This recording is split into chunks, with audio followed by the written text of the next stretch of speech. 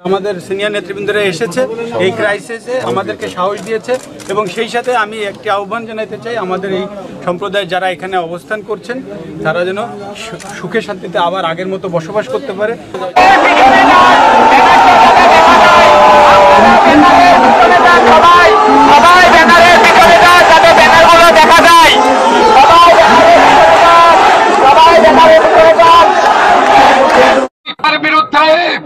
আওয়ামী লীগের বিরুদ্ধে আমরা দেখে নেব। বাংলাদেশের বিভিন্ন রাজপথ পরিষ্কার হয়েছে, আমরা বলতে চাই আপনারা যে বরগুনা জেলা আওয়ামী লীগের যে কর্মসূচি সেই কর্মসূচি কিন্তু অ্যাডভোকেট শাহ মোহাম্মদ অলিউল্লাহ সদর আওয়ামী লীগের সাধারণ সম্পাদক তার বক্তব্য পরে কিন্তু শেষ করেছে। তাদের কর্মসূচি তারা এই ছাত্র আন্দোলনের নামে যারা মাঠে নেমেছিল, দেশের যে পরিমাণ উন্নতি হচ্ছিল তা দেখে মানুষের সহ্য হচ্ছিল না। শেখ হাসিনাকে দেশ থেকে তাড়িয়ে দেওয়া এবং আমার বাড়িতে আগুন দেওয়া এটা কিছু মানুষের সাজেশ ছিল।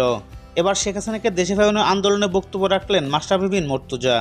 সেই বক্তব্যে মাশরাফি বলেন, আমি আওয়ামী লীগের এমপি হলেও কোনো দলেরই কোনো ক্ষতি করিনি, তারপরেও আমার বাড়িতে আগুন দেওয়া হয়েছে। শেখ হাসিনাকে দেশ থেকে তাড়ানোর জন্য সাধারণ ছাত্রদের তারা ব্যবহার করেছে, এখন সেই ছাত্রদের তারা লাথি মেরে বের করে দিচ্ছে। দিনে আপনারা নিশ্চয়ই বুঝে গেছেন এটা উপর মহলের সাজেশ ছিল। এখনো সময় আছে, সবকিছু ভুলে শেখ হাসিনাকে ফিরানোর আন্দোলনে যোগ দিন, শেখ হাসিনাকে দেশে ফিরিয়ে আনুন। এতে আমার আপনার সবার জন্যই ভালো হবে।